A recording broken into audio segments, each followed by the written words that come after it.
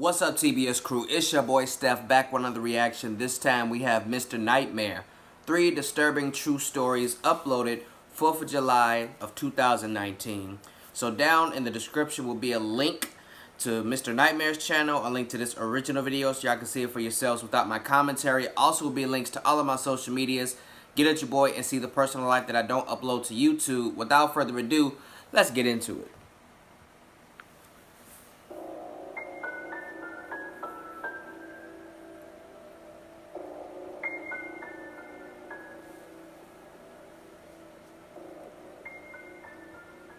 When I was 19, I worked as a camp counselor at a summer camp.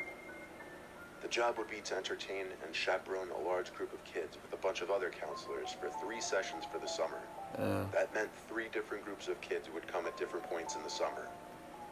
Each group would come for 2 weeks, which meant I was away from home for this job for a total of 6 weeks. By the time the last group came, summer was more than half over, and I was ready to finish this job and get home. Right. At some point during the second week of the 3rd session, and the final week of the job for the season, one of the kids in my group, named Todd, wasn't feeling good, so he wanted to go back to the cabin to go to sleep while everyone else was around the campfire. When we got back to the cabin for 10 to 12-year-old boys, I left Todd to brush up and go to bed. Upon exiting the cabin, a little girl, probably 8 years old, was waiting in front. She wasn't supposed to be in this section, especially not alone at this hour at her age. I asked her where her group was. She didn't answer me. I asked her what her name was. She said Willa. I asked her what her counselors' names were. She didn't answer. I took her hand and brought her into the front section of the cabin. Then I told her to wait there. I started to run across the camp to the other activity sections, hoping to find the girls' group. When I couldn't find them, I ran straight for the section with the girl cabins. I found one of the female counselors with a small group of 7 to 8-year-old girl campers and asked her if she had any girls named Willa in their group. Nope. The counselor was certain there was no one with that name in any of the girls' groups, actually. See? Next thing I did was run back to the boys' cabin where I left the girl. She with gone. plans of bringing her to the front office building. When I got back to the cabin, however, she wasn't there. There you go. I went towards the back section by the beds and asked Todd if he'd seen a girl walk in there, to which he looked confused and said no. So now in a panic, I ran outside and looked in the immediate area of the cabin for the girl, when suddenly I heard a girl's scream come from the woods. I was beyond shook. I can't even come up with better words to use for how I was feeling when I heard that scream. I wanted to run for help, but I felt like whatever danger she could be in could be time sensitive. So I ran into the woods calling Willa's name. It didn't return any calls back for a while, and I felt like I was hopelessly running into the dark woods. Until finally, after some time, and calling the name Willa constantly, there was a scream echoing through the woods, very close this time. I continued a bit further, and there she was. That little girl named Willa. She was standing straight in front of a tree looking at me, as if she were waiting. Wow. I told her to come to me in a quiet voice as I slowly approached her. But then she turned and started running. I didn't know why she was running, but I had to follow her. Why? She was surprisingly fast, but I kept up. I saw her slow down and stop ahead. Let her My go. vision of her was intruded by a few trees. That's not my as it was problem. the whole time I was chasing her. I stopped and hid behind a tree, thinking maybe I could sneak up on her and grab her if I was quiet enough. That don't sound weird. And I noticed something in the near distance. There was some small, dim red light waving around behind some foliage. The girl then ran over to the light and apparently ducked down out of sight. I was trying to put the pieces together, just as I saw some larger figure emerge from where the girl had just disappeared to. And this figure was crouch walking in my direction.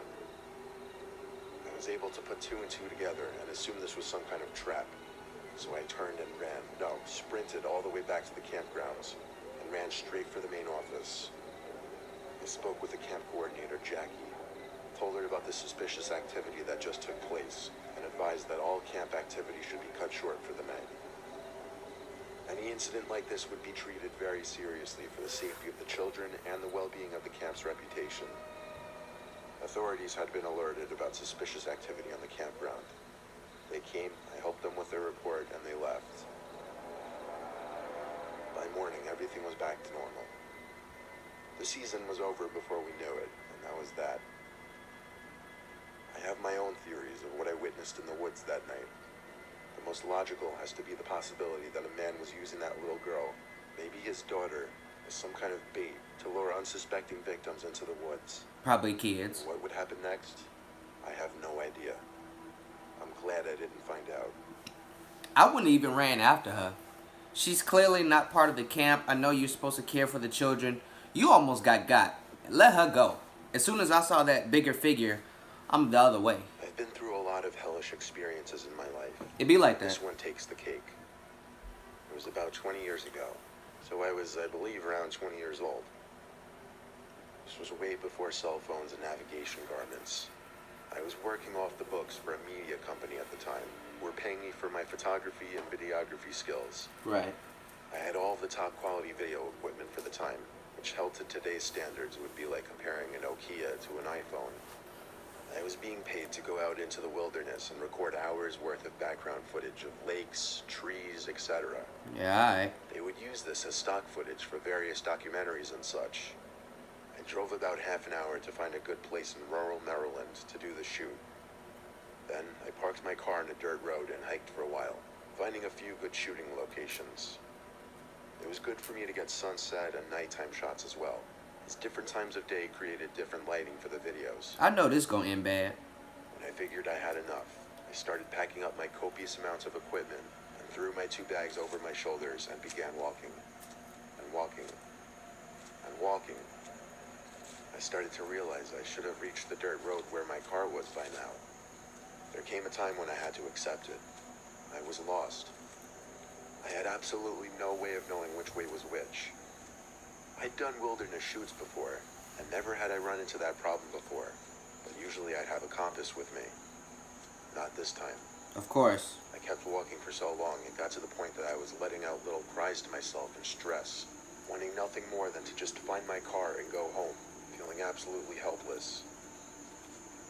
Eventually, after many hours, I came across a small building. It was an old house that appeared to be abandoned in the middle of the woods, indicated by the vines crawling up the sides of the home, plus the broken glass. Continuing to walk around in the woods in the night was the last thing I wanted to do. Don't do it. Seeking refuge for the night made more sense. I walked up the wooden stairs to the front door, which seemed to have already been broken in. All I had to do was push it with a bit of force, and I was And he's inside. doing it. It was next to pitch black in there, and every step I took, I felt like I was stepping on rubble or trash. Amazing. I did, however, manage to find the bedroom of the house, which still had a bed in it, mind you, probably a filthy bed at that, but it beat sleeping in the woods or hiking around any longer in the dark. I shut the door and plopped my stuff on the floor and arranged one of my bags to act as a cushion between me and the actual bed itself. Then I tried my best to fall asleep in this dark, abandoned, foreign location in the middle of the woods. It was surreal, and it was scary. The window in the room was broken, so I could hear the wind and bugs outside. But over that, there was the slightest, and I mean slightest little creak from a few feet away from the bed across this tiny bedroom. I looked up, and even though it was dark, I could vaguely see a closet door in the corner. It was moving. It had to be the draft. It had to be.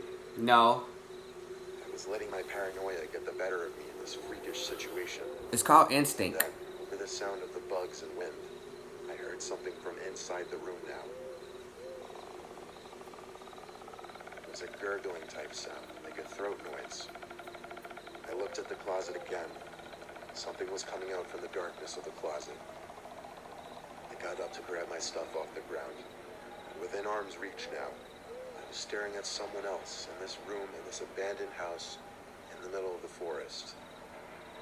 Here's my description of what I saw in the brief moments I was staring at this person. Oh boy. I saw a man wearing a woman's wig with some kind of makeup on his face. As for what he was wearing, I didn't really notice that, but I think it was something dark since I couldn't really see it. I grabbed my bags and started saying I'm sorry as I ran out of the house. I didn't know if this was their house or not at the time, but either way, away, I didn't want any trouble.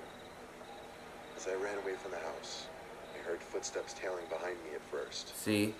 I think this is when the adrenaline really kicked in.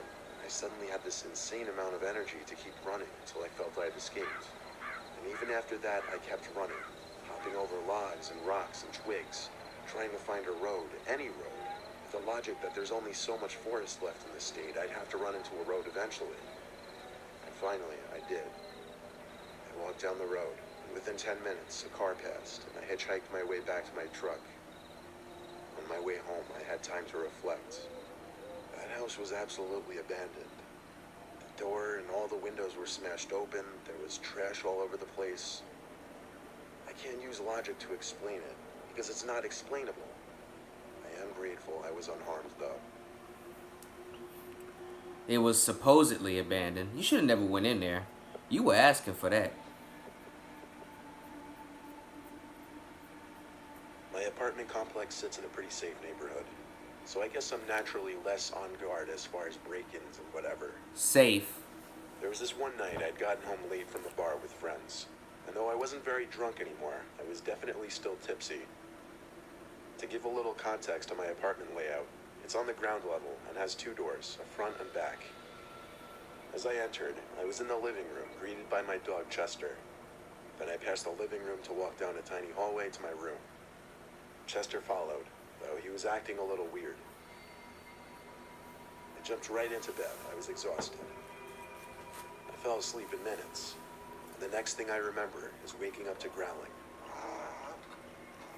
I looked at Chester, who was standing up on my bed, looking at the far corner of the room. I sat up to see what he was looking at, and it was too dark. I had to flip on the lamp. That's when I noticed that he was looking at the closet door, which was cracked open just barely. Right away, I felt a pain in my stomach as I feared the worst. It's always the closet. I lightly tapped him to get him to shut up for a second, and he looked at me and went silent. I got out from the bed as he watched me tiptoe closer to the closet. Someone was in there. I had to be ready to defend myself. So, instead of opening that door right then and there, I hurried to the kitchen to get a knife. Wow. Chester followed me. When I got back into my room, I don't know where it came from. I had a huge bout of confidence overcome me, and I rushed open the closet door fully. I was shocked, but also relieved to see no one inside. I called Chester an idiot as I went back to the kitchen to put the knife away. When I got back into the room, I saw Chester looking under my bed, growling again. See? I bent down to take a look, and there was a man hiding under my bed. Oh, wow. We made eye contact for a second, and then I grabbed Chester and ran outside to knock on the neighboring apartment's door. My neighbor opened in his pajamas, and I begged him to let me in after explaining that someone was in my apartment. He let me in immediately and let me use his phone to call the police. The intruder wasn't in the apartment anymore by the time the police came and searched the place. If it weren't for my tiny little chihuahua who couldn't harm a fly, I may not have come out of this in one piece. There wasn't even anything really in that picture when he transitioned to looking under the bed. Had there been a face, I really would have jumped. But for some reason, I still jumped.